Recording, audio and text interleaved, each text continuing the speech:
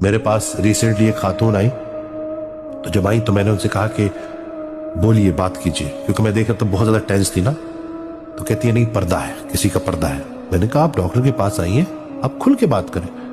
اور پھر جب اس نے کھل کے بات کی نا، اور 20-25 منٹ بعد تقریباً جب وہ اٹھی تو ایسے لگ رہا تھا کہ جیسے اس نے اپنے اوپر سے ایک پہاڑ اتار دیا. اور وہ اتنی خوش، اتنی دعاؤں کے ساتھ باہر نکلی نا. میں نے کیا کیا؟ میں نے صرف سنا، لیکن آخر میں نے صرف یہی بولا کہ اللہ کی رضا کے لیے معاف کر دو. ہم مسافر لوگ ہیں، ایک مسافر کا دوسرے مسافر سے کیا جھگڑا؟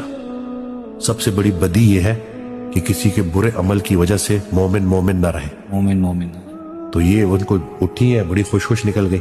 تو یہی ہے نا کہ اکثر لوگ وہی جگہ پہ اڑ جاتے ہیں، ماضی میں جا کے ماضی کو بدلنا چاہتے ہیں. وہ ماضی جو ویسے ہی ماضی بن چکا ہے، گزر چکا ہے. گزر چکا ہے. جو انسان ماضی میں رہے گا وہ پریشان رہے گا.